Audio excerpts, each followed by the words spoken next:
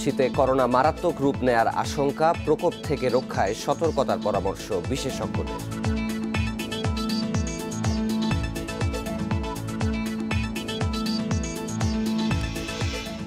কিশোরগঞ্জে মাটিচাপা অবস্থায় শিশুসহ স্বামী স্ত্রীর মরদেহ উদ্ধার, জমি নিয়ে বিরোধে হত্যার ধারণা।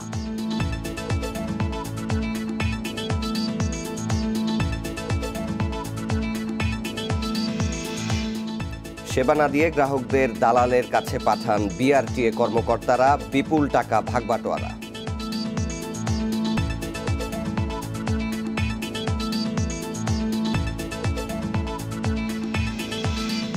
রোহিঙ্গা সংকট সমাধানে বেইজিং দিল্লির ভূমিকায় হতাশ বাংলাদেশ, নেপিদোকে চাপ দেওয়ার আশা।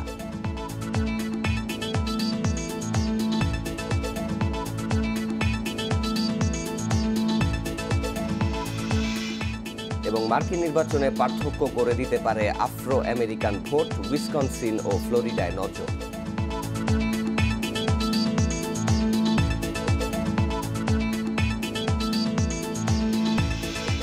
স্বাগত সকাল ৯টার বিরতিহীন ইন্ডিপেন্ডেন্ট সংবাদে, সাথে আছি শাফাত বিন ফরিদ। আমি আতিফা আঞ্জুমান। শিরোনাম শুনছিলেন এতক্ষণ, চলে যাচ্ছি পুরো খবরে। শীতকালে করোনার মহামারী মারাত্মক রূপ নিতে পারে, আসতে পারে করোনার দ্বিতীয় ঢেউ। আসন্ন শীতে করোনা ভাইরাসের প্রকোপ থেকে রক্ষা পেতে বেশ কিছু পরামর্শ দিয়েছে বিশেষজ্ঞ চিকিৎসক। শীত মৌসুমে ঝুঁকি বাড়ার সম্ভাবনা থাকলেও জীবনযাপন পদ্ধতির পরিবর্তনে পরিস্থিতি থেকে পরিত্রাণ সম্ভব বলে মনে করেন বিশেষজ্ঞরা। শীত আসলেই বেড়ে যায় সর্দি, কাশি, শ্বাসতন্ত্রের সংক্রমণ সহ নানা ধরনের রোগ, বাড়ে হাঁপানি বা ব্রঙ্কাইটিস রোগীদের শ্বাসকষ্ট। শীতে বয়স্ক ব্যক্তিদের নানা জটিলতা দেখা দেয়, তাই করোনাকালে তাদের বিশেষ যত্ন না নিলে বাড়তে পারে মৃত্যু ঝুঁকি। কমন কোল্ড, ফ্লু, ছোট বাচ্চাদের রেসপিরেটরি ইনফেকশন হয়, এগুলো কিন্তু বেশি হয়। ইভেন বয়স্ক যারা লোক তাদেরও কিন্তু লোক, ছোট বাচ্চারা যেমন ঝুঁকিদের, বয়স্ক লোকদের, বয়স্কদের যেমন বাতজনিত ব্যথা, বিভিন্ন রকমের আর্থ্রাইটিস, এগুলো কিন্তু বাড়তে পারে। ঠান্ডাজনিত রোগে সাধারণত বাচ্চারা এবং বয়স্করা বেশি ভোগেন, এবং বয়স্করা কিন্তু করোনা আক্রান্ত হলে তাদের মৃত্যু ঝুঁকি বেশি বা সাফারিংসও বেশি হয়। সুতরাং আমাদেরকে যেটা করতে হবে, বিশেষ করে বয়স্ক এবং বাচ্চাদের জন্য এক্সট্রা প্রিকশনারি মেজার্স নিতে হবে।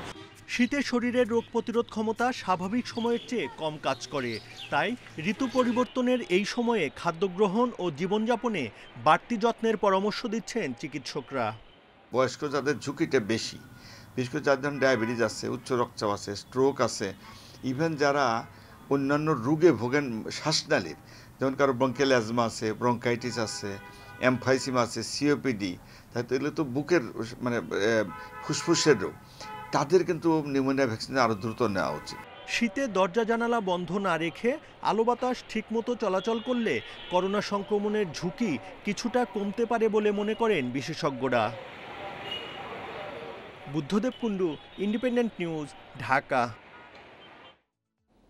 জনস্বাস্থ্য ইনস্টিটিউটের মুসলিম কর্মকর্তা কর্মচারীদের পোশাক নিয়ে বিতর্কিত বিজ্ঞপ্তি জারি করায় পরিচালক ডক্টর মোহাম্মদ আব্দুর রহিমকে কারণ দর্শানোর নোটিশ দিয়েছে স্বাস্থ্য মন্ত্রণালয়। কোন বিধি বলে তিনি এই নোটিশ জারি করেছেন তা জানাতে 3 দিনের সময় বেঁধে দেওয়া হয়েছে। ব্যাপক সমালোচনার মুখে এরই মধ্যে বিজ্ঞপ্তিটি প্রত্যাহার করেছেন তিনি। জনস্বাস্থ্য ইনস্টিটিউটের মুসলিম কর্মকর্তা কর্মচারীরা এতদিন ইচ্ছেমতো পোশাক পরে অফিস করলেও বেকায়দায় পড়েন বুধবার থেকে। এদিন ইনস্টিটিউটের পরিচালক ডাক্তার মোহাম্মদ আব্দুর রহিম এক বিজ্ঞপ্তির মাধ্যমে অফিসে পর্দা প্রথা চালু করতে নির্দেশনা জারি করেন। তার ওই বিজ্ঞপ্তিতে বলা হয়, অফিস চলাকালীন সবাইকে মোবাইল ফোন সাইলেন্ট কিংবা বন্ধ রাখতে হবে। ইসলাম ধর্মাবলম্বী পুরুষরা টাকনুর ওপরে এবং নারীরা হিজাব সহ টাকনুর নিচে কাপড় পরবেন। আমার অফিসে জন্য নির্দেশ দিছি, আমাদের দেশ মুসলিম কান্ট্রি, আমি আমাদের দেশে আমার অফিসটা এইভাবে যদি সজ্জিত হয় আমার কাছে ভালো লাগবে। আমি আমার কলিগদেরকে এই চিঠি দিছি নিয়ম কানুন গুলো পালন করার জন্য।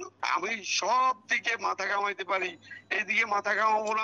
বিষয়টি জানাজানির পর থেকে গণমাধ্যম ও সামাজিক যোগাযোগ মাধ্যমে শুরু হয় আলোচনা।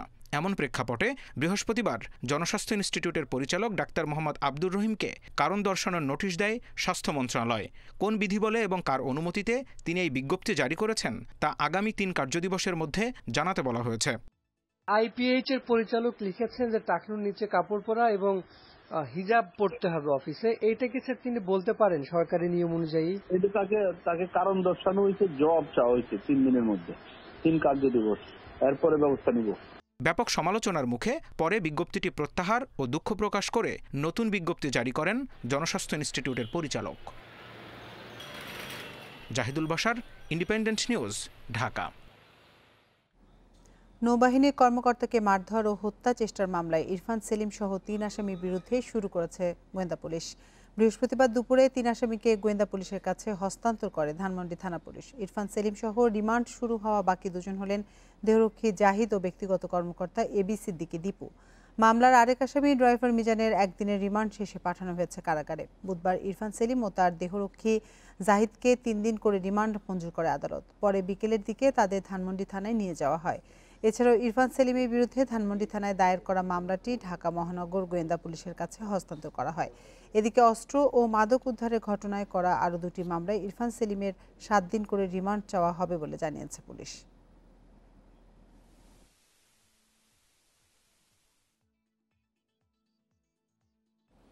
এদিকে নৌবাহিনীর কর্মকর্তা ওয়াসিফের মোটরসাইকেলে ধাক্কা দেয়া সেলিম পুত্র ইরফানের সেই গাড়িটি চলছিল 15 লাখ টাকার ট্যাক্স ও ফিটনেস ফি ফাঁকি দিয়ে।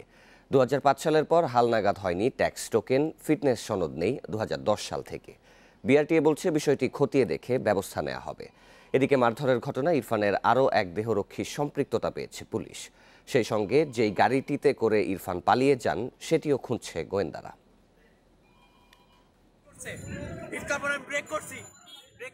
25 অক্টোবর রাতে রাজধানীর ধানমন্ডিতে নৌ কর্মকর্তার মোটরসাইকেলে ধাক্কা দেয় ঢাকা মেট্রো ঘ 115736 নম্বরের ব্রিটিশ ব্র্যান্ড ল্যান্ড রোভার গাড়িটি। এতে ছিল সংসদ সদস্য লেখা স্টিকার। পরে সেটি জব্দ করে পুলিশ। গাড়িটিতে ছিলেন সংসদ সদস্য হাজি সেলিমের ছেলে ইরফান সেলিম। উনি সারে আর গাড়িটা যাইতে দেয় না, গাড়ির সামনে গিয়ে দাঁড়াইছে। পরে তো পাবলিক জড়ো হইল, উনি বললো যে আমি নৌবাহিনী কর্মকর্তা, আমি অনেকবার পরিচয় দিয়েছি, তারপর আমারে মারছে। গাড়ির নিয়ন্ত্রক সংস্থা বিআরটিতে খোঁজ নিয়ে জানা যায় 2004 সালের গাড়িটির রেজিস্ট্রেশন করা হয় একটি প্রাইভেট কোম্পানির নামে। 2005 থেকে ট্যাক্স আর 2010 থেকে গাড়িটির ফিটনেস সনদও নেওয়া হয়নি। সেই কোম্পানিতে খোঁজ নিয়ে জানা গেল গাড়িটি তারা বিক্রি করে দিয়েছিলেন হাজি সেলিমের কাছে। বিআরটিএ বলছে এই শ্রেণীর গাড়ির রোড ট্যাক্স বছরে 75,000 টাকা।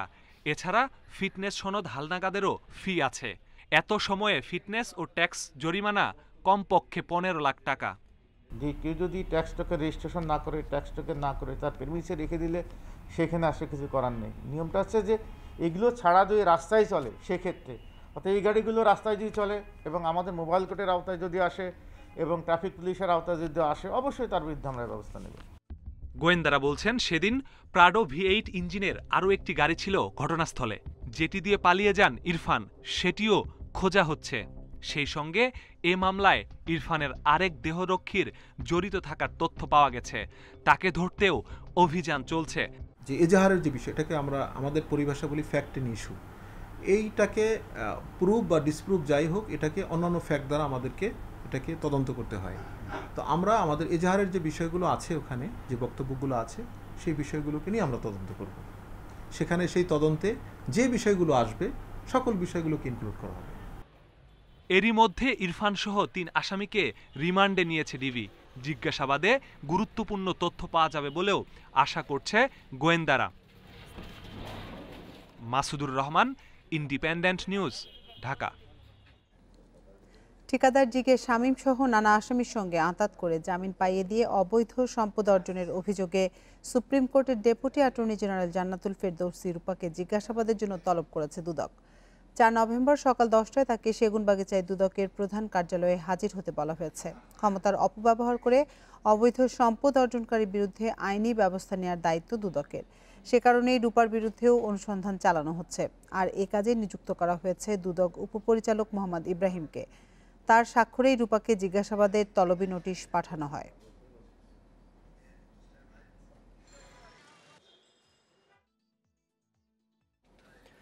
রাজধানীর খিলগাঁও তালতলা মার্কেটের পেছনে 2টি ভাঙাড়ির দোকানে আগুনে সব মালপত্র পুড়ে যায়।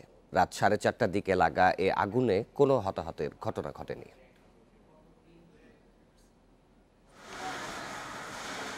রাজধানীর খিলগাঁও তালতলা মার্কেটের পেছনে কাঁচা বাজারের বিপরীত পাশেই ছিল দুটি ভাঙ্গারির দোকান।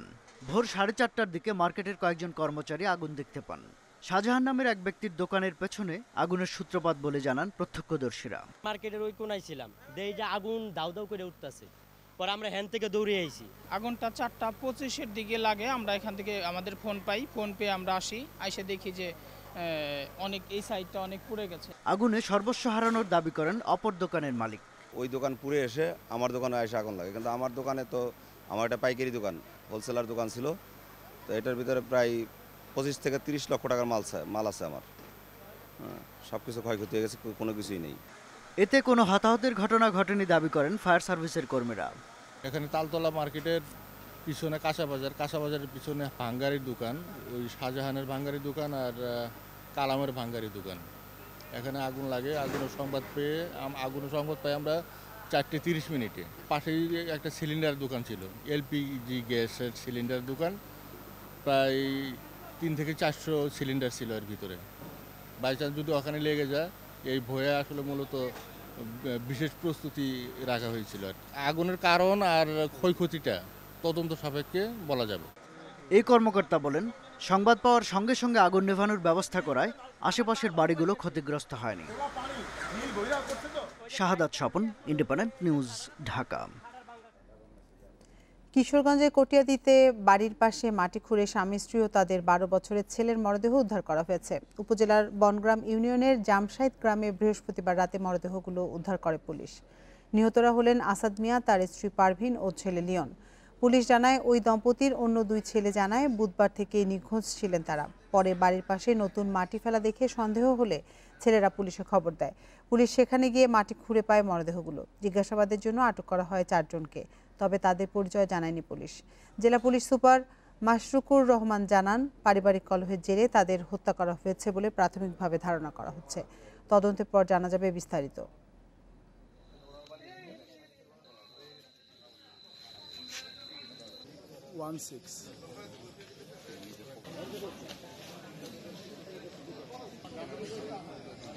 রক্ত টাইনে নিয়ে গেছে, সাপও আছে, এইসব দেখে পরে খালু তলে নিয়ে পরে থানায় গেছি, থানা থেকে এখন এই অবস্থা। চাচা, ফুফু, আমার দাদি, আরো 2 ফুফু জামাই পোলা বানো মিলিত আছে এর লগে। এখানে মনে হয় যে কোনো একটা দ্বন্দ্ব রয়েছে। এই দ্বন্দ্বের আলোকে আমরা আসামি গ্রেপ্তারের অভিযান অব্যাহত রয়েছে। প্রাথমিকভাবে যেটা মনে হয়েছে যে কোনো পারিবারিক বা কোনো দ্বন্দ্ব এখানে রয়েছে। এ বিষয়ে আরো জানাতে কিশোরগঞ্জ থেকে আমাদের সাথে সরাসরি যুক্ত হচ্ছেন সহকর্মী শাহজাহান সাজু। আমরা দেখেছি যে 4 জনকে আটক করা হয়েছে, তো এই ঘটনায় কোনো মামলা দায়ের হয়েছে কিনা, আর মামলা দায়ের হলে এই 4 জনকে সেই মামলায় গ্রেপ্তার দেখানো হয়েছে কিনা? জি, আপনি যেমনটি বলছিলেন, এই ঘটনায় 4 জনকে জিজ্ঞাসাবাদের জন্য আটক করা হয়েছে, এটা আমাদেরকে নিশ্চিত করেছেন কিশোরগঞ্জের পুলিশ সুপার। কিন্তু 4 জনকে এখনো গ্রেপ্তার দেখানো হয়নি। তবে পুলিশ সুপার আমাদেরকে এতটুকু বিষয় আশ্বস্ত করেছেন যে মানে আজকের মধ্যেই আসামি গ্রেপ্তারকে প্রেরণ করা হয়েছে তাদের ময়না তদন্তের জন্য। আর ওই 4 জন আপাতত জিজ্ঞাসাবাদের জন্য আটক আছে। এই হলো সর্বশেষ পরিস্থিতি। পরবর্তী যে ঘটনা যদি আরো আপডেট থাকে, গ্রেপ্তার হয়, মামলা হয়, তাহলে আমি আবার জানাবো। এই ছিল কিশোরগঞ্জের কটিয়াদী থেকে সর্বশেষ। কিশোরগঞ্জ থেকে 3 হত্যাকাণ্ডের সবশেষ তথ্য জানাচ্ছিলেন আমাদের সহকর্মী।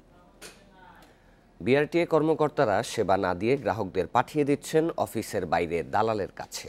অসাধু এসব কর্মকর্তাদের যোগসাজশে দালাল চক্র গ্রাহকের কাছ থেকে হাতিয়ে নিচ্ছে সরকারি ফির কয়েক গুণ বেশি টাকা। দিন শেষে সেসব টাকা ভাগবাটোয়ারা করে নিচ্ছে দালাল ও বিআরটিএর কর্মকর্তারা। বাংলাদেশ সড়ক পরিবহন কর্তৃপক্ষ তথা বিআরটিএর Jessore office. Driving licence, fitness সনদ সহ নানা সেবা পেতে গ্রাহককে যেতে হয় এই অফিসে। সেখানে কর্মকর্তার কাছে ড্রাইভিং লাইসেন্স তৈরির প্রক্রিয়া জানতে চাওয়া হলো। তিনি পাঠালেন অফিসের বাইরে দালালের কাছে।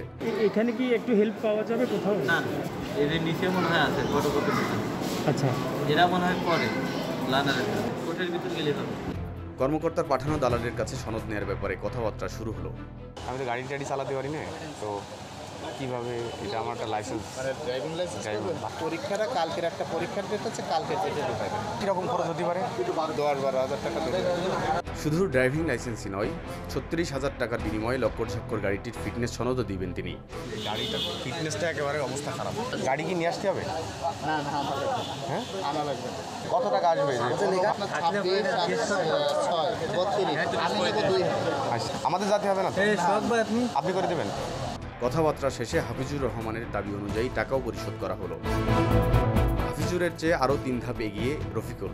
গাড়ি চালানোর অভিজ্ঞতা ছাড়াই 40,000 টাকার বিনিময়ে পেশাদার ড্রাইভিং লাইসেন্স করে দিবেন তিনি।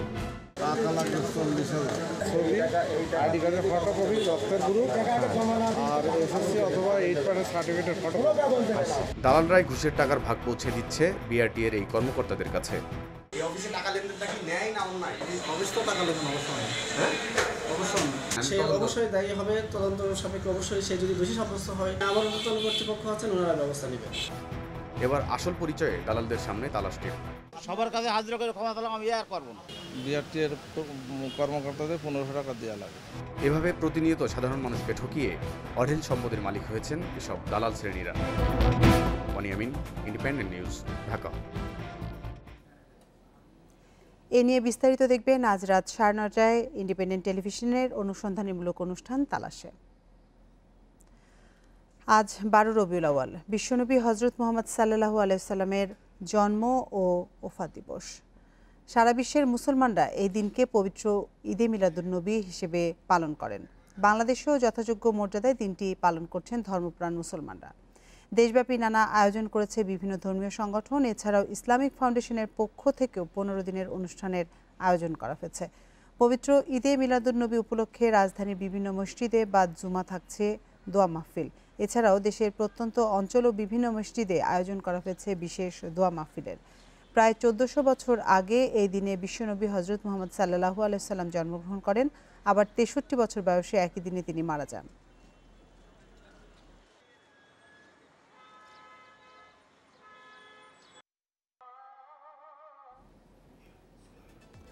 আপনারা দেখছেন 1 ঘন্টার বিরতিহীন ইন্ডিপেন্ডেন্ট সংবাদ। সংবাদে আরও যা দেখবেন,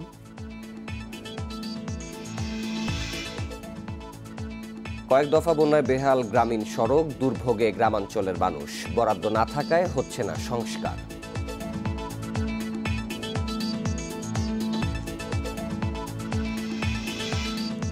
বিশ্বে একদিনে রেকর্ড প্রায় 5.5 লাখ নতুন করোনা শনাক্ত। মোট আক্রান্ত ছাড়ালো 4,53 লাখ।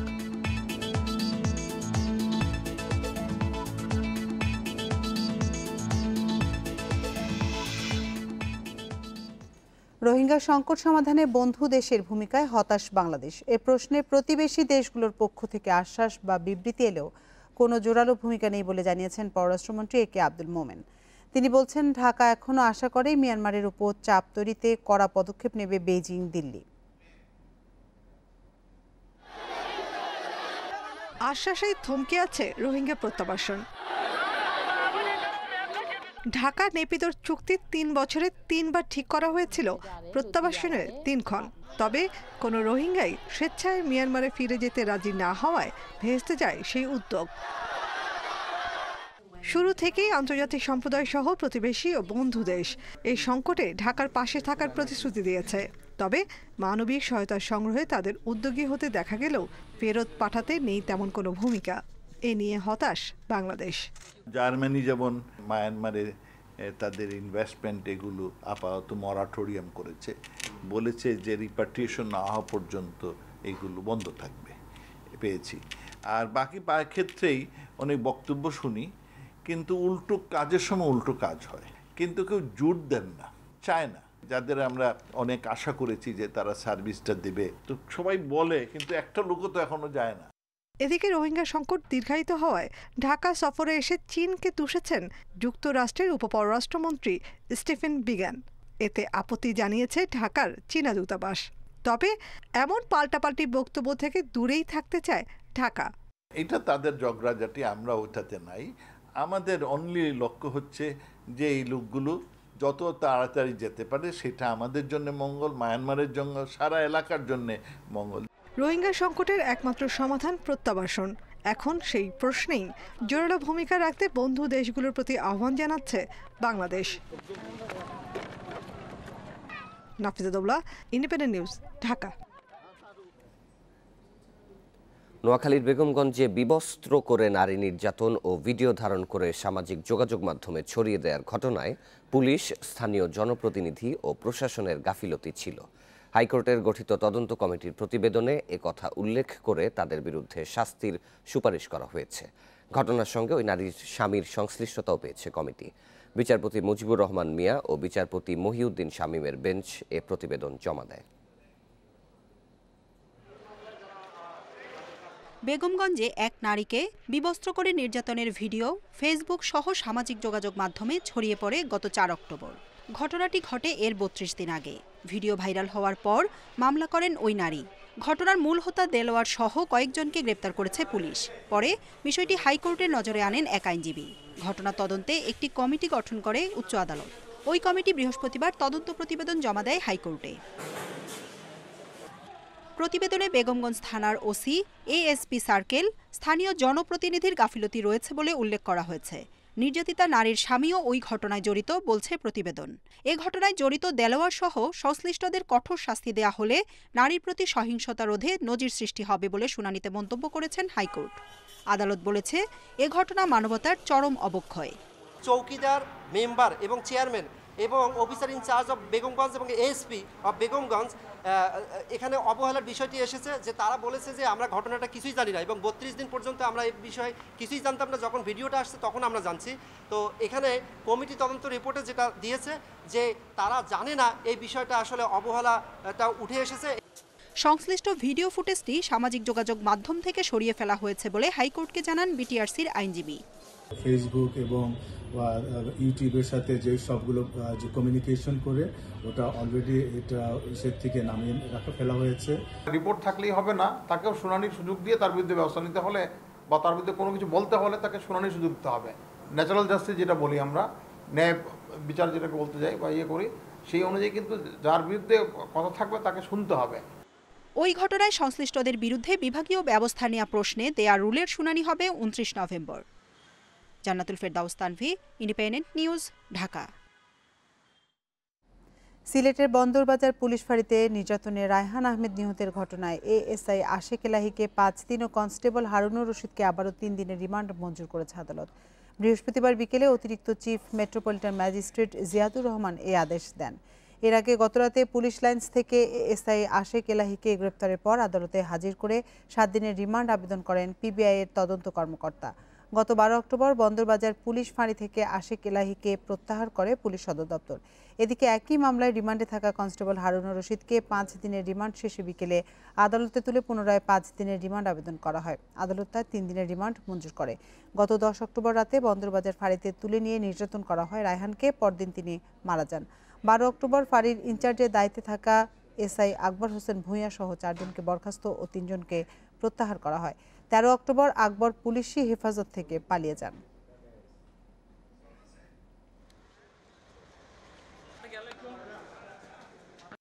হারুনুর রশিদকে আবার বিজ্ঞ আদালতে উপস্থাপন করে পুনরায় 5 দিনের রিমান্ডের আবেদন করেছিলাম। বিজ্ঞ আদালত তার 3 দিনের রিমান্ড পুনরায় মঞ্জুর করেন। এএসআই আশেক এলাহিকে আমরা অ্যারেস্ট করেছি গতকাল 28/10/2020 খ্রিস্ট তারিখ দিবাগত রাতে। আজকে কোর্টে উপস্থাপন করেছি। তার রিমান্ড 7 দিনের জন্য রিমান্ড প্রার্থনা করেছিলাম। বিজ্ঞ আদালত 5 দিনের রিমান্ড মঞ্জুর করেছেন। বিদেশে লোক পাঠানোর নামে প্রতারণার অভিযোগে মানব পাচার চক্রের এক সদস্যকে গ্রেপ্তার করেছে র্যাব।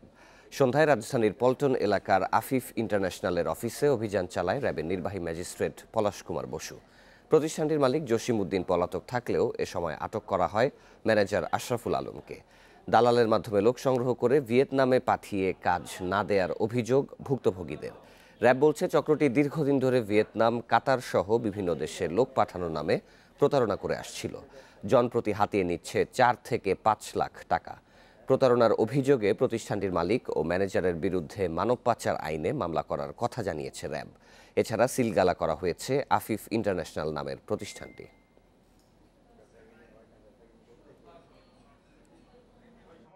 আমরা দুইজনের বিরুদ্ধে 2012 সালে যে মানব পাচার আইন আছে সেই মানব পাচার আইনে নিয়মিত মামলা হবে এবং অত্র প্রতিষ্ঠান কিন্তু আমরা সিলগালা করে দিব, কারণ আমরা চাই না যে এই ধরনের প্রতিষ্ঠান আর গজিয়ে উঠুক এবং যারা মানুষের স্বপ্ন নিয়ে করুক। আমরা চাই না আর কারো কোনো ভাই বোনের স্বপ্ন দমন করে বিনষ্ট হোক, সেজন্য আমাদের। করোনার কারণে শিক্ষা প্রতিষ্ঠানের ছুটি 14 নভেম্বর পর্যন্ত বাড়ল। বৃহস্পতিবার সংবাদ সম্মেলনে একথা জানিয়েছেন শিক্ষামন্ত্রী দীপুমণি। পরে সীমিত পরিসরে শিক্ষা প্রতিষ্ঠান খোলার বিষয়টি বিবেচনা করা হচ্ছে বলেও জানান তিনি। এছাড়া এবার বছরের প্রথম দিন হচ্ছে না বই উৎসবও। করোনার কারণে গত 18 মার্চ থেকে কয়েক দফায় বাড়ানো হয়েছে শিক্ষা প্রতিষ্ঠানের ছুটি। বাতিল হয়েছে পিএসসি, জেএসসি, এইচএসসি পরীক্ষা। শিক্ষা প্রতিষ্ঠানে এবার ছুটি বাড়িয়ে 14 নভেম্বর পর্যন্ত করা হলো। সেই সাথে সীমিত পরিসরে স্বাস্থ্যবিধি মেনে শিক্ষা প্রতিষ্ঠান খোলা যায় কিনা সেটি নিয়ে ভাবা হচ্ছে বলে জানিয়েছেন শিক্ষামন্ত্রী দীপুমণি। বিশেষ করে আগামী শিক্ষা বছরের এসএসসি পরীক্ষার্থীদের সিলেবাস শেষ করার জন্য এমনটা ভাবা হচ্ছে বলে জানান মন্ত্রী। স্বাস্থ্যবিধি মেনে নির্বাচনী পরীক্ষা নেওয়ার কথাও জানান মন্ত্রী। নভেম্বর মাসের 14 তারিখ পর্যন্ত আমাদের সকল শিক্ষা প্রতিষ্ঠানগুলো বন্ধ থাকবে। আমরা এই সময়ের মধ্যে আমরা নানান জিনিস আরো পর্যালোচনা করে দেখছি যে খুবই সীমিত পরিসরে কিছু খোলা যায় কিনা। আমরা বেশ কিছু তথ্য সংগ্রহ করবার চেষ্টা করছি। এদিকে প্রাথমিক বিদ্যালয়ে বার্ষিক পরীক্ষা হবে না, বিদ্যালয়ের নিজস্ব মূল্যায়ন হবে বলে জানিয়েছেন প্রাথমিক ও গণশিক্ষা প্রতিমন্ত্রী জাকির হোসেন। আমরা মূল্যায়ন পদ্ধতি চাই সেইভাবে দিব। আমরা তাদের স্বচ্ছ বিদ্যালয়ে যারা পড়াশোনা করে তাদের যে মেজর যে সাবজেক্টগুলো আসে আমরা এটা জিজ্ঞাসা করলো, এইভাবে করতে পারে, কোনো পরীক্ষা নেবে না হয়তো বা মৌখিক।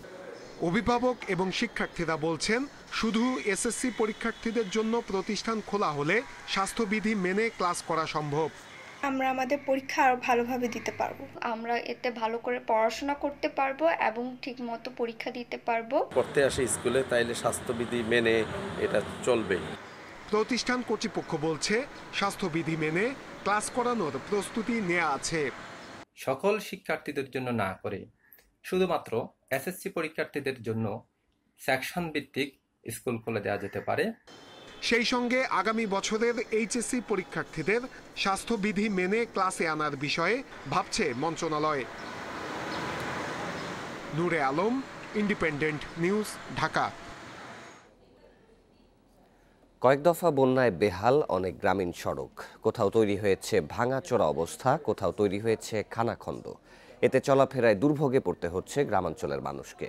সংশ্লিষ্ট কর্মকর্তারা বলছেন সংস্কারের জন্য বরাদ্দের অপেক্ষায় আছেন তারা। এবছর 3 দফা বন্যার কবলে পড়ে জামালপুর। জেলা ত্রাণ ও পুনর্বাসন কার্যালয়ের হিসাবে বন্যায় জেলার 500 কাঁচা সড়কের অন্তত 1000 কিলোমিটার অংশ ক্ষতিগ্রস্ত হয়েছে। এখনও যোগাযোগ বিচ্ছিন্ন অবস্থায় বেশ কিছু এলাকার বাসিন্দারা। কেন্দ্র গ্রাম থেকে চরমডাঙ্গা যাইতে খুবই অসুবিধা, কাদা বালু হাটে মাল এত কাদা যে গাড়ি আটকে পড়ে আবার দাঁড়ায় থাকা লাগে, কোনো অন্য লোক পথিক আসলে তারও ধাক্কা দিয়ে উঠান লাগে। জেলা প্রশাসক জানিয়েছেন গ্রামীণ অবকাঠামো সংস্কার কর্মসূচির আওতায় বেশ কয়েকটি প্রকল্প বাস্তবায়নের কাজ চলছে। আমাদের কাবিখা, তারপরে জন্য কর্মসংস্থান কর্মসূচি, তারপর হচ্ছে কাবিটা, এইসব প্রকল্পগুলো আমরা বাস্তবায়ন করছি খুব দ্রুত গতিতে, যাতে মানুষের এই দুর্দশা লাঘব হয়। তাছাড়া আমাদের যে স্থানীয় সরকার প্রকৌশল অধিদপ্তর তারাও কিন্তু রাস্তাগুলো মেরামত করার জন্য কার্যক্রম গ্রহণ করেছে। 4 দফা বন্যার কবলে পড়ে সুনামগঞ্জ। এতে বিভিন্ন উপজেলায় ক্ষতিগ্রস্ত হয়েছে প্রায় 900 কিলোমিটার সড়ক। বিভিন্ন এলাকায় পানির তোড়ে ভেঙে গিয়েছে কিছু সড়ক। নৌকায় দিয়ে ভার হয়, আওয়া যাওয়া সবসময় আটকে, সবসময় নৌকাও পাওয়া যায় না। আর ভাঙ্গা এই 3-4 খানো ভাঙ্গা রাস্তার এই পানি নিচে গিয়ে ভাঙ্গে। বন্যা দুর্যোগের কারণে মানে বিরাট গর্ত হয়ে গেছে গা, প্রায় 40 মিনিট সময় লেগে যায় এখন এই 10 মিনিটের রাস্তা আসতে। স্থানীয় সরকার প্রকৌশল অধিদপ্তর জানিয়েছে ক্ষতিগ্রস্ত সড়ক সংস্কারের জন্য বরাদ্দ অনুমোদনের অপেক্ষায়। সাবমার্সিবল রোড বা অন্যান্য অ্যাজ পার রিকোয়ারমেন্ট যেখানে যেটা প্রযোজ্য সেই হিসাবে আমাদের ডিপি প্রদান করা আছে। এটা যদি অনুমোদন হয় তাহলে আমরা অনুমোদন পরেই এই জেলার যে ক্ষতিগ্রস্ত যে রাস্তা ব্রিজ কালভার্ট আছে এগুলা আমরা সংস্কার বা মেরামতের কার্যক্রম শুরু করব। 3 দফার বন্যা ও নদী ভাঙনে শেরপুরের 5 উপজেলার 75 কিলোমিটার পাকা ও 130 কিলোমিটার কাঁচা সড়ক ক্ষতিগ্রস্ত।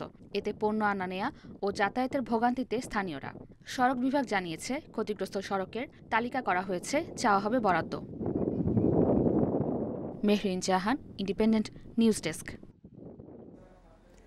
দেশে গণমাধ্যম বর্তমানে স্বাধীনভাবে কাজ করছে। ঢাকা রিপোর্টার্স ইউনিটের 25 বছর প্রতিষ্ঠা বার্ষিকী উপলক্ষে আলোচনায় অংশ নিয়ে কথা বলেন তথ্য প্রতিমন্ত্রী মুরাদ হাসান।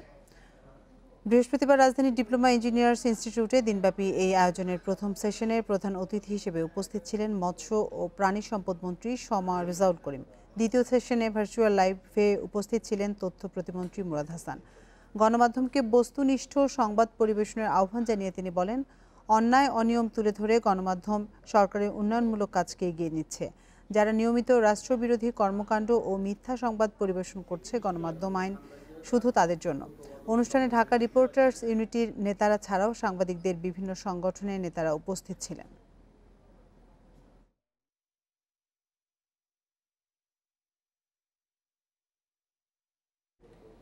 লক্ষ্মীপুরে বাড়ছে ডায়রিয়া ও নিউমোনিয়ায় আক্রান্ত রোগীর সংখ্যা, যার মধ্যে বেশিরভাগই শিশু। গত এক সপ্তাহে সদর হাসপাতালে চিকিৎসা নিয়েছে 700-র বেশি শিশু। চিকিৎসকরা বলছেন, আবহাওয়া পরিবর্তনের কারণেই এমনটা হচ্ছে। লক্ষ্মীপুর সদর হাসপাতালে প্রতিদিন আসছে নিউমোনিয়া ও ডায়রিয়ায় আক্রান্ত 70 থেকে 80 জন শিশু। গড়ে ভর্তি হচ্ছে 30 জন। এক বেডে ঠাঁই হচ্ছে 2-3 জন রোগীর। একই চিত্র উপজেলা স্বাস্থ্য কমপ্লেক্সগুলোতেও। 10টি আসনের বিপরীতে প্রতিদিন 50 থেকে 60 জন রোগী থাকে এবং প্রতিদিন অ্যাভারেজে 30 জন রোগী ভর্তি হয়। অতিরিক্ত রোগী থাকার কারণে যেমন সিটের সংকুলান হয় না, তেমনি আবার সেবা দিতে আমাদের হিমশিম খেতে হচ্ছে। যতটুকু সম্ভব আমরা আমাদের মতো করে যেভাবে রোগীদেরকে সেবা আগে দিয়ে আসছি সেরকম চেষ্টা করতেছি। রোগী সামাল দিতে হিমশিম খাচ্ছেন চিকিৎসক ও নার্সরা। রোগীদের অভিযোগ, মিলছে না পর্যাপ্ত সেবা। বাথরুমে একটু যায়, দেখেন না যে কি অবস্থা, পানি যে আহে কালকে কোনো পরিবেশ নাই পানির, আর ওখান যায় গোসল খানার অবস্থা দেখেন। চিকিৎসকরা বলছেন, হঠাৎ আবহাওয়া পরিবর্তনে বেড়েছে এই রোগের প্রকোপ।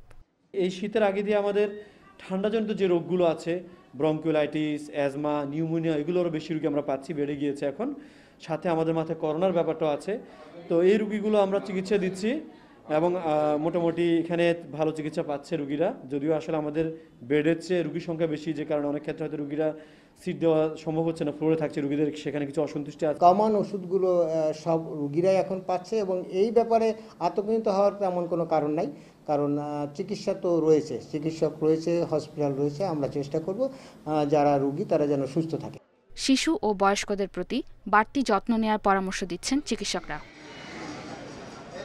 Independent news desk.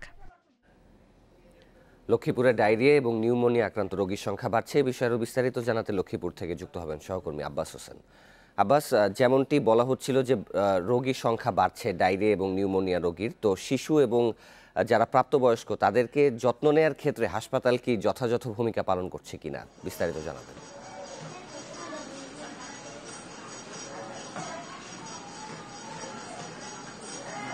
কিন্তু এই আবহাওয়া পরিবর্তনের সাথে সাথে লক্ষ্মীপুরে ডায়রিয়া এবং নিউমোনিয়ার যে প্রকোপ সেটি কিন্তু বেড়ে গেছে কয়েক গুণ।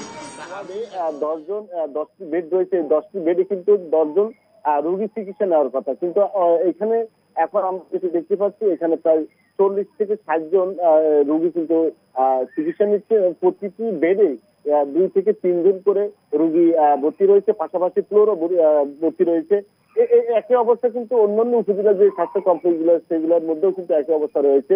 তো আসলে এইখানকার রোগীদেরকে যে পরামর্শ দেওয়া হচ্ছে চিকিৎসকের কাছ থেকে, যেন যথাযথ তারা যে পরিবেশ বা গরম কাপড়ের মধ্যে, যেহেতু শিশুর হয়েছে, যেন গরম কাপড় চোপড় পরিধান করে এইরকম পরামর্শ দেওয়া হচ্ছে। পাশাপাশি যে যেন ওষুধপত্র ঠিক মতো পাওয়া যায় সে ধরনের মনিটরিং করা হয়েছে এবং সিভিল সার্জনের পক্ষ থেকে, যেমনটি তিনি আমাকে কিছুক্ষণ আগে জানিয়েছেন যে লক্ষ্মীপুর সদর হাসপাতাল সহ অন্যান্য যে উপজেলার স্বাস্থ্য কমপ্লেক্স গুলো রয়েছে সেগুলোতে যেন কোনোভাবে রোগীরা যেন যে চিকিৎসা না নিয়ে যায় সে ধরনের সেটি বলা হচ্ছে, এবং যেন প্রতিটি শিশু তারা যেন চিকিৎসা পায়, যারা আক্রান্ত হচ্ছেন তারা চিকিৎসা পায় এমনটি বলা হচ্ছে। গত যে 15 দিনে কিন্তু এই সদর হাসপাতালে প্রায় 1500-র মতো যে ডায়রিয়া এবং নিউমোনিয়া আক্রান্ত তারা চিকিৎসা নিচ্ছেন। এর মধ্যে বেশি ভাগে রয়েছে কিন্তু শিশু। আর গত এক সপ্তাহে কিন্তু 700-র মতো চিকিৎসা নিচ্ছে। 300 বা 300টাধিক রোগী এখন ভর্তি রয়েছে। তো আমরা এখানকার যারা শিশু বিশেষজ্ঞ রয়েছে ইসমাইল হাসান, তার সাথে আমার কথা হয়েছে, তিনি জানিয়েছেন যে ইতিমধ্যে তারা যে আতঙ্কিত না হয়ে যেন শিশুদের যে পরিবার রয়েছেন যেন তারা যে গরম কাপড় চোপড় এবং পরিবেশ দিকে খেয়াল রাখে এবং যেন শিশুদের প্রতি যত্ন নেয় এমনকি পরামর্শ দেওয়া হয়েছে, পর্যাপ্ত পরিমাণে ওষুধ রয়েছে। তো আসলে এখানকার যে সাধারণ যে রোগীর স্বজনরা রয়েছে তারা অভিযোগ করেছেন একদিকে এক বেডে 2 থেকে 3 জন, অন্যদিকে কিন্তু এই যে টয়লেট থেকে শুরু করে অন্যান্য যে পরিবেশ সেগুলো কিন্তু প্রচুর পরিমাণ নোংরা, এতে করে তারা আরো যে রোগীদের সাথে যারা আসছে তারাও কিন্তু অসুস্থ হয়ে পড়ছে এমনটি অভিযোগ করা হচ্ছে। আসলে সিভিল সার্জনের পক্ষ থেকে বলা হচ্ছে এই সবকিছু মিলে তারা কিন্তু মনিটরিং করা হচ্ছে যেন রোগীদের স্বজন বা রোগীরা যেন আতঙ্কিত না হয়ে যেন সঠিকভাবে চিকিৎসা নেয় এমনটি বলা হচ্ছে। কর্তৃপক্ষের আশ্বাসে বরিশাল শের-ই বাংলা মেডিকেল কলেজ হাসপাতালের ইন্টার্ন চিকিৎসকরা দুপুর 12টা পর্যন্ত ধর্মঘট স্থগিত করেছে। হাসপাতালে মেডিসিন ইউনিট 4-এর সহকারী রেজিস্ট্রার ডাক্তার মাসুদ খানের বিরুদ্ধে কমিশন বাণিজ্যের অভিযোগে রাত 12টায় হঠাৎ করে ধর্মঘট শুরু করে ইন্টার্ন চিকিৎসকরা। এ সময় জরুরি বিভাগের মূল গেটে তালা লাগিয়ে দেওয়া হয়। 1 ঘণ্টা পর হাসপাতালের পরিচালক ও কলেজের অধ্যক্ষ ঘটনাস্থলে পৌঁছে। পরে আলোচনার পর রাত 2:30টার দিকে ধর্মঘট স্থগিতের ঘোষণা দেয় তারা। আন্দোলনকারীরা জানান ডাক্তার মাসুদ বিভিন্ন ডায়াগনস্টিক সেন্টারের সাথে কমিশন বাণিজ্যে জড়িত। এ নিয়ে 3 সদস্যের একটি কমিটি তদন্ত করছে।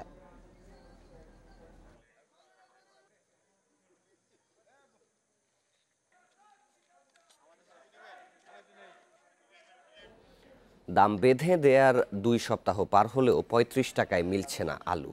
কাগজে কলমে মূল্য নির্ধারণ হলেও বাজারে নেই তদারকি। এদিকে হিমাগারে আলু মজুদের তথ্য চেয়ে জেলা প্রশাসকের কাছে চিঠি দিয়েছে প্রতিযোগিতা কমিশন। বাজার নিয়ন্ত্রণে নজরদারির পাশাপাশি ভোক্তাদের সোচ্চার হওয়ার তাগিদ বাণিজ্যমন্ত্রীর। বাজারে নেই সরকারি সংস্থার তদারকি, তাই মূল্য তালিকা টাঙানো থাকলেও আলুর দাম লেখা নেই। 2 সপ্তাহ পার হলেও 35 টাকা কেজি দরে আলু কেনা যেন এখনো কল্পনা। পাইকারিতে আলু কিনতে হচ্ছে 40 টাকা আর খুচরায় তা 45 থেকে 50 টাকা। ব্যবসায়ীদের অজুহাত থাকলেও ভোক্তাদের নাভিশ্বাস। আলুর দাম সহনীয় করতে সরবরাহ বৃদ্ধির বিকল্প নেই। প্রতিযোগিতা কমিশন বলছে হিমাগারে আলুর বাড়তি মজুদ রোধে জেলা পর্যায়ে হিসেব নেওয়া হচ্ছে, কারসাজি হলে ব্যবস্থা নেওয়া হবে। আমরা জেলা প্রশাসকদের মাধ্যমে তথ্য জানতে চাচ্ছি যে কোন জেলায় কোন কোল্ড স্টোরেজে কোন কৃষকের বা কোন ব্যবসায়ী কতটুকু আলু মজুদ আছে, এই তথ্যটা আমরা নেব এবং তারপরে আমরা কমিশনে ডিসকাশন করব যে এখানে আমাদের আইনের আওতায় কোনো অপরাধ হচ্ছে কিনা। যদি কোনো অপরাধ হয় তাহলে আমরা আইন অনুযায়ী ব্যবস্থা নেব। বাজার নিয়ন্ত্রণে নানা আশ্বাসের কথা জানান বাণিজ্যমন্ত্রীও। এই জনগণ যদি ঐক্যবদ্ধ থাকে তাহলে কিন্তু আমাদের মনে হয় যে আমরা কিছুটা হলেও তারা সাশ্রয় দামে দিতে পারবো, কিন্তু এরা সুযোগ নেয়। সব জায়গায় সব সময় তো লোক রাখা যায় না, হয়তো বিচার করা হলো, জরিমানা করা হলো, আর একটা মার্কেটে চলে গেল। 10টা 12টা টিম ঢাকা শহরে আমরা চেষ্টা করি সারা দেশে, কিন্তু তারপরেই তারা আবার সুযোগটা নেয়। এদিকে 25 টাকা কেজি দরে আলু কিনতে সাধারণের ঝোঁক বেড়েছে টিসিবি ট্রাক সেলে। Shahid Ahmed, Independent news, Dhaka. দ্বিপক্ষীয় বাণিজ্যে বিনিময় মুদ্রা হিসেবে চীনা মুদ্রা ব্যবহারের প্রস্তাব বাংলাদেশকে দিয়েছে চীন। দেশটির রাষ্ট্রদূত লি জিমিং জানিয়েছেন 500 কোটি পর্যন্ত আরএমবি ব্যবহারের প্রস্তাব এরই মধ্যে বাংলাদেশ ব্যাংকের গভর্নরের কাছে পাঠানো হয়েছে। এছাড়া চীন মার্কিন বাণিজ্য যুদ্ধের প্রভাব যেন বাংলাদেশের উপর না পড়ে সে লক্ষ্যে একটি কাঠামো তৈরির তাগিদ দিয়েছেন বিশ্লেষকরা। আমদানি রপ্তানি বাণিজ্যে দেশের সবচেয়ে বড় অংশীদার চীন। 2019-20 অর্থবছরে দুই দেশের মধ্যে বাণিজ্যের পরিমাণ প্রায় $15 বিলিয়ন। পদ্মা সেতু সহ দেশের বেশিরভাগ মেগা প্রকল্পই বাস্তবায়ন করছে চীনা প্রতিষ্ঠান। সবশেষ 8,549টি পণ্যকে বেইজিং দিয়েছে শুল্কমুক্ত সুবিধা। এশিয়ায় অর্থনৈতিক প্রবৃদ্ধির নেতৃত্বেও চীন, এতে বাড়ছে বাণিজ্য ও বিনিয়োগের সুযোগ। এই সুযোগ কাজে লাগাতে নীতি প্রণয়নের তাগিদ উঠে এসেছে সিপিডির আলোচনায়। তবে বিশ্ব রাজনীতির কারণে চীনের সঙ্গে বাণিজ্য যেন বাধাগ্রস্ত না হয় সেজন্য কাঠামো তৈরির কথা বলছেন বিশ্লেষকরা। বাংলাদেশে চীনের জন্য আছে বিশেষ অর্থনৈতিক অঞ্চল। এখন বিনিয়োগ আকর্ষণে কি ধরনের কৌশলগত নীতি প্রণয়ন প্রয়োজন তা আমাদের বুঝতে হবে।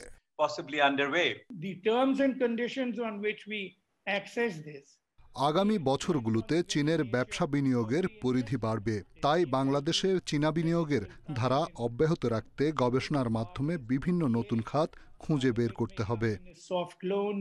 আর দেশে চীনা বিনিয়োগ আকর্ষণে দুটি বিশেষ অর্থনৈতিক অঞ্চল সহ নানা সুযোগ সুবিধার কথা তুলে ধরেন পররাষ্ট্র প্রতিমন্ত্রী। এটা খুব আশার বিষয় যে বাংলাদেশে চীনা বিনিয়োগ বাড়ছে। চীনের সরকারি এবং বেসরকারি কোম্পানিগুলো বাংলাদেশে বিনিয়োগ বাড়ানোর আগ্রহ প্রকাশ করেছে। এটি বাংলাদেশ এবং চীনের মধ্যকার সুসম্পর্কেরই প্রতিফলন। এ সময় দুদেশের সম্পর্ক নতুন পর্যায়ে নিতে ও বাণিজ্য সহযোগিতা বাড়াতে বেইজিং কাজ করছে বলে জানান চীনা রাষ্ট্রদূত। সহজ লেনদেন ও ডলারের উপর চাপ কমাতে বাংলাদেশের ব্যবসায়ীরা লেনদেনের একটা বড় অংশ চীনা মুদ্রায় করতে পারেন। এটা বছরে 5 বিলিয়ন RMB পর্যন্ত হতে পারে। আমরা বাংলাদেশ ব্যাংকের কাছে চীনের সঙ্গে বাণিজ্যিক লেনদেনের ক্ষেত্রে RMB-কে বিনিময় মুদ্রা হিসেবে ব্যবহারের প্রস্তাব দিয়েছি। তবে শুধু অবকাঠামো নয়, প্রযুক্তি নির্ভর কৃষি, চিকিৎসা সহ অন্যান্য খাতে চীনা বিনিয়োগ বাড়াতে পদক্ষেপ নেওয়ার তাগিদ বিশ্লেষকদের। Shamim Ahmed, Independent news, Dhaka. বিশ্বের দ্বিতীয় ধাপের সংক্রমণে ভয়াবহ রূপ নিয়েছে করোনা। 24 ঘন্টায় রেকর্ড প্রায় 5.5 লাখ রোগী শনাক্ত হয়েছে। এ নিয়ে মোট আক্রান্তের সংখ্যা ছাড়িয়েছে 4,53 লাখ। একদিনে নতুন করে প্রাণ গেছে 7,100-র বেশি মানুষের। মোট প্রাণহানি 11,85,000-এর বেশি। একদিনে সবচেয়ে বেশি 1,000-এর বেশি মানুষের মৃত্যু হয়েছে যুক্তরাষ্ট্রে। এ নিয়ে দেশটিতে মোট মৃত্যু 2,34,000-এর বেশি। নতুন 91,000 রোগী নিয়ে যুক্তরাষ্ট্রের মোট আক্রান্তের সংখ্যা 92 লাখ ছাড়িয়েছে। ভারতে নতুন করে প্রাণ গেছে 568 জনের। এ নিয়ে দেশটির মোট মৃতের সংখ্যা 1,21,000-এর বেশি। রোগী শনাক্ত হয়েছে 50,000। এছাড়াও ব্রাজিলে একদিনে 550-র বেশি মানুষের প্রাণহানি হয়েছে। ফ্রান্সে লকডাউন জারির প্রতিবাদে বিক্ষোভে নেমেছেন রাজধানী প্যারিসের জনগণ। দেশটিতে নতুন করে রোগী শনাক্ত হয়েছে 48,000, প্রাণ গেছে প্রায় 250 জনের। এছাড়াও রাশিয়াতে দেশটির একদিনে সর্বোচ্চ 366 জনের প্রাণহানির রেকর্ড হয়েছে।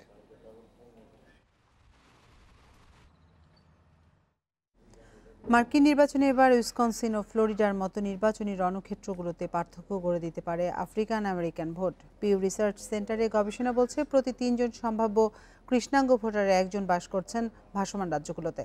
তাদের সমর্থন এবার উল্টে দিতে পারে নির্বাচনের সমীকরণ।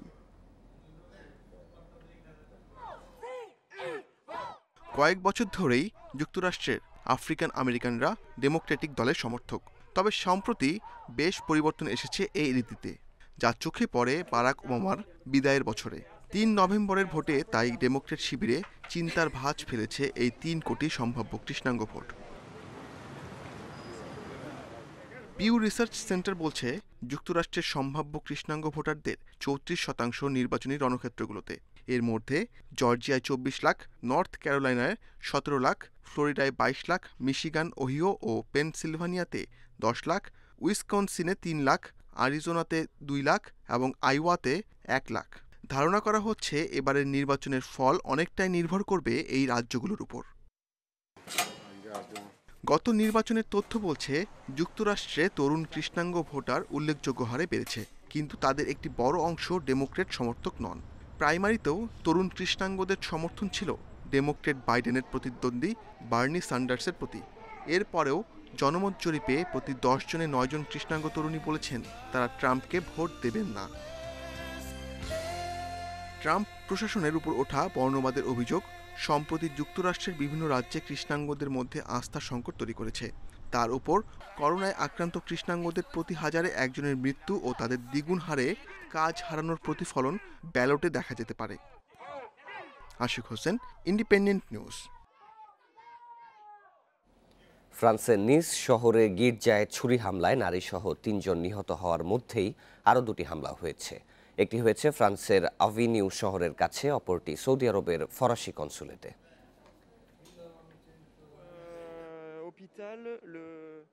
নিস শহরে গির্জায় হামলার কয়েক ঘন্টা পর দক্ষিণের আভিনিউ শহরে পুলিশের গুলিতে নিহত এক বন্দুকধারী।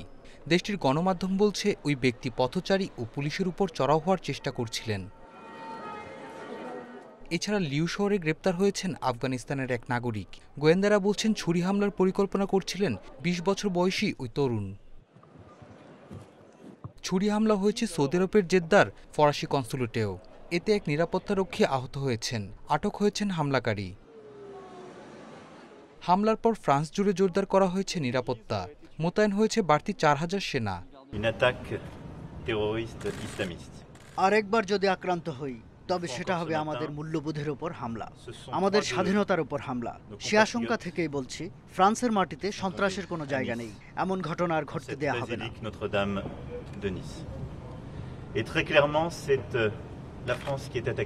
নিস শহরে গির্জায় হামলায় নারীসহ 3 জন নিহত হয়েছেন। পরে আটক হয়েছেন পুলিশের গুলিতে আহত এক সন্দেহভাজন। তিনি তিউনিশিয়ান অভিবাসী। এর আগে 16 অক্টোবর প্যারিসে ছুরিকাঘাতে হত্যা করা হয় এক স্কুল শিক্ষককে। এদিকে নিস শহরে এই হামলার ঘটনার তীব্র নিন্দা জানিয়েছে তুরস্ক, যুক্তরাজ্য সহ ইউরোপের নানা দেশ। সারওয়ার জামান, ইন্ডিপেন্ডেন্ট নিউজ। আর এই ছিল 1 ঘন্টার বিরতিহীন সংবাদে। ইন্ডিপেন্ডেন্ট টেলিভিশনের সব খবর আরও বিস্তারিত জানতে চোখ রাখুন ফেসবুক, ইউটিউব এবং টুইটারে। সাথে থাকার জন্য ধন্যবাদ সবাইকে।